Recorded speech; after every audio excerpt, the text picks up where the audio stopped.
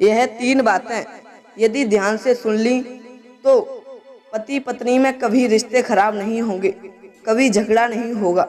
नमस्कार, जय श्री राधे, जय श्री कृष्णा। दोस्तों, आपसी रिश्ते खराब होने की सबसे बड़ी वजह है, आपको इस वीडियो में बताऊंगा कि पति पत्नी में अक्सर विवाद किस स्थिति में पैदा होता है, क्यों कुछ गृहस्थों के जीवन में उथल पुथल मची रहती है, क्यों उनके जीवन में नोक झोंक बनी रहती है। तो आइए इस वीडियो को पूरा देख लेना। विश्वास दिलाता हूं मैं आपको कि यदि आपने इस वीडियो को पूरा देख लिया तो आपके जीवन में कभी उथल पुथल नहीं होगी, आपके रिश्ते कभी खराब नहीं होंगे। दोस्तों, कहानी में आगे बढ़ने से पहले मैं आपसे एक निवेदन करना चाहता हूं। यदि आपने हमारे चैनल को सब्सक्राइब नहीं किया है तो कृपया चैनल को सब्सक्राइब अवश्य कर लें। लाइक शेयर कमेंट करना तो बिल्कुल ना भूलें। साथियों, कहानी शुरू करते हैं। बात करते हैं विवाद की वजह की। वैसे तो विवाद कई बातों से शुरू होता है, लेकिन विवाद को लंबा खींचती है उनकी एक गलती। वह गलती क्या है, आइए ध्यान से सुनते हैं। मित्रों, किसी गांव में एक आदमी ऐसा था जो बहुत ही झगड़ालू किस्म का था। परिवार वाले उससे बहुत परेशान रहते थे। फिर सबने सोचा कि क्यों ना इसका विवाह करा दिया जाए। यदि इसका विवाह हो जाएगा तो यह पत्नी के प्रेम में पड़ जाएगा। कुछ जिम्मेदारियों का बोझ जब इसके ऊपर आ जाएगा तो हो सकता है कि यह अपनी हरकतों से बाज आ जाए। दोस्तों, गृहस्थ जीवन में जब उलझ जाएगा तो उपद्रव करने का अवसर ही नहीं मिल पाएगा। कहते हैं शादी के बाद बड़े बड़े टेढ़े भी सीधे हो जाते हैं। शादी से पहले जो लोग बाहर झगड़ा किया करते हैं वह शादी के बाद जिम्मेदारियों के बोझ में बंध जाते हैं। यही सोचकर उसके घर वालों ने उस लड़के का विवाह करवा दिया। पढ़ी लिखी खूबसूरत पत्नी घर में आ गई। कई बार क्या होता है कि जितना आदमी झगड़ा और गुस्सेबाज होता है उससे कहीं ज्यादा स्त्रियां झगड़ालू मिल जाती हैं, जिनकी वजह से जीवन में सामंजस्य बन ही जाती है। इसीलिए तो कहते हैं कि पति पत्नी दोनों में यदि एक तेज और गुस्सेबाज हो तो दूसरा शांत स्वभाव का होना चाहिए। अगर नहीं भी है तो किसी एक को शांत स्वभाव का बना लेना चाहिए। जिस तरह आग को पानी बुझा देती है, उसी तरह शांत स्वभाव वाला व्यक्ति क्रोधी को शांत कर देता है। वो कहते हैं ना, मौन वृक्ष पर शांति के फल लगते हैं। तो काम आपका पैसा नहीं कर सकता, जो काम आपका पैसा नहीं कर सकता, जो काम आपकी ताकत नहीं कर सकती, जो काम आपका पद नहीं कर सकता, जो काम आपकी प्रतिभा नहीं कर सकती, वह काम केवल आपका एक मौन कर देता है। मौन में बहुत बड़ी शक्ति होती है। आपका एक मौन बड़े बड़े अच्छे अच्छे को झुका देता है। यह मौन का गुण आपकी सबसे बड़ी ताकत है। परंतु कुछ मूर्ख लोग इसको भी नहीं समझते हैं। वे आपके मौन को आपकी कमजोरी समझ लेते हैं। जो आपकी सहनशीलता को, आपकी क्षमा को, आपके चुप रहने की आदत को कमजोरी समझ लेते हैं, उसे पक्का मूर्ख ही समझना चाहिए। और जिनमें लेस मात्र भी बुद्धि का अंश होता है, वे आपको महान समझकर आपके आगे झुक जाते हैं, स्वयं की गलती को स्वीकार कर लेते हैं। उन्हीं का गृहस्थ जीवन प्रेम और सुखों से संपन्न रहता है।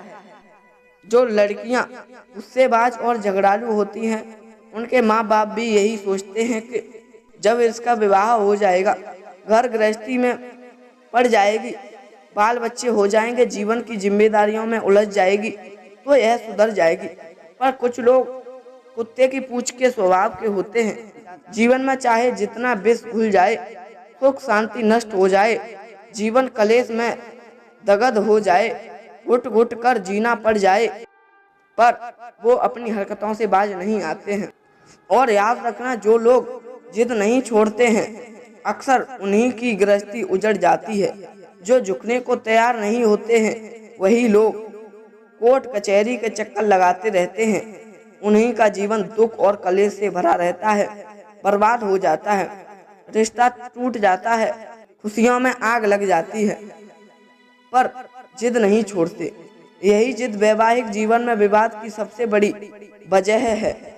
जब दो झगड़ालू किस्म के हठी स्वभाव स्त्री पुरुष मिल जाते हैं तो उनके जीवन में दुख दुगना नहीं होता बल्कि अनंत गुना हो जाता है। तो दोस्तों, अब वहीं पर आ जाइए कि जब जब उस लड़के की उसके घर वालों ने शादी करा दी और उसके ही जैसी गुस्सैल और हठी स्वभाव की पत्नी मिल गई, तो शादी होने के बाद दोनों इस बात के लिए खुश थे कि उनकी शादी हो गई है, अब वे एक दूसरे से मिलेंगे। मन में एक दूसरे से मिलने की उत्सुकता थी। दोस्तों, शादी के दूसरे दिन वो जब एक जगह पर बैठे हुए थे, तब उनके मिलने वालों ने उन्हें जो उपहार भेंट किए थे, वे दोनों बैठकर उन उपहारों को देख रहे थे। वे उन उपहारों को खोलकर देखना चाहते थे। दोनों पति पत्नी इस बात को लेकर बड़े उत्सुक थे। लड़की ने गिफ्ट का पहला डिब्बा उठाया। उसके ऊपर बड़ी ही शानदार पैकिंग थी। लड़की उसे खोलना चाहती थी। इतने में लड़के ने उससे कहा, रुको जरा, यह रस्सी ऐसे नहीं खुलेगी, मैं अभी चाकू लेकर आता हूँ, उससे खोल लेना। लड़के की यह बात लड़की को पसंद नहीं आई। उसे लगा कि उसके पति ने उसका अपमान कर दिया। यह कहकर लड़की भी गुस्सैल मिजाज की थी। उसने भी पति को ईंट का जवाब पत्थर से दे दिया। जब लड़का चाकू लेने के लिए चल दिया तो लड़की ने कहा, ठहरो जरा, तुम क्या समझते हो मैं यह गिफ्ट पहली बार देख रही हूँ? मेरे घर पर भी बहुत सारे गिफ्ट आते रहे हैं, हमने भी लोगों को गिफ्ट दिए हैं। तुमने मुझे नंगे लुच्चे के घर से आया हुआ समझ लिया है क्या? मैं अच्छी तरह से जानती हूँ कि इस तरह की गिफ्टों के फीते चाकू से नहीं, कैंची से काटे जाते हैं। गिफ्ट का फीता चाकू से काटोगे। पत्नी की यह बात लड़के को भी पसंद नहीं आई। दोनों अपनी अपनी जिद पर अड़ गए। चाकू और कैंची को लेकर दोनों में जोरदार बहस होने लगी। चाकू और कैंची की लड़ाई उन दोनों ने अपनी नाक की लड़ाई बना ली। लड़की ने सोचा, अगर उपहार चाकू से काटा गया तो उसकी वैल्यू कम हो जाएगी। लड़के ने सोचा कि अगर गिफ्ट को कैंची से खोला गया तो उसकी वैल्यू कम हो जाएगी। दोस्तों, अब तो बात बहुत आगे बढ़ गई। फीता चाकू से काटे या कैंची से, उसे तो कटना ही है, इससे क्या फर्क पड़ता है। मगर वहाँ तो उनकी इज्जत का सवाल हो गया। पूरी रात इसी बात को लेकर बहस होती रही, मगर उस उपहार के डिब्बे का फीता ना कट पाया। दोनों की प्रतिष्ठा का सवाल था। एक दिन सोचना था, यदि मेरी बात नहीं पूरी हुई तो मेरे परिवार की इज्जत मिट्टी में मिल जाएगी, मुझे अनपढ़ समझ लिया जाएगा। लड़की भी यही सोच रही थी कि यदि मैंने अपनी बात पूरी नहीं की तो मुझे ऐसे ही किसी ऐसे गहरे घर की समझ लिया जाएगा। अब तो दोनों के परिवार, दोनों की प्रतिष्ठा दांव पर लगी थी। उन दोनों में बात इतनी बढ़ गई कि कभी विचार ही नहीं मिले। सालों बीत गए इसी झगड़े में, तो लड़का सिर्फ इतना कह देता, चाकू। लड़की एकदम से पीछे हट जाती और चिल्लाकर कहती, नहीं कैंची। अब तो चाकू और कैंची उनके मिलन के बीच में रोड़ा बन गए। चाकू और कैंची ने उनके बरसों खराब कर दिए। आखिर पति के बर्दाश्त से बाहर हो गया। गिफ्ट का डिब्बा आज भी नहीं खुला। जब तक यही निश्चित नहीं होगा कि डिब्बा कैंची से खुलेगा या चाकू से, तब तक कोई बात नहीं बनेगी। चाकू और कैंची को लेकर झगड़ा शुरू होता गया। घर परिवार वालों पर पहुंच गया। दोनों आपस में बहुत लड़ते थे, एक दूसरे पर टीका टिप्पणी करते और गाली गलौज करते। आखिर बात इज्जत की थी, कोई झुकने को तैयार ही नहीं था। एक दिन लड़का गुस्से में अपनी पत्नी को नाव पर बिठाकर नदी में ले गया। नाव जब नदी के बीचों बीच पहुंच गई तो लड़के ने अपनी पत्नी से कहा कि अब तय हो ही जाएगा कि सही कौन है।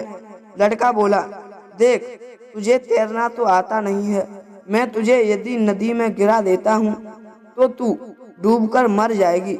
अब तू ही बता, तू क्या बोलती है, चाकू या कैंची? लड़की ने कहा, कैंची। मेरी जान चली जाए मगर आन नहीं जानी चाहिए।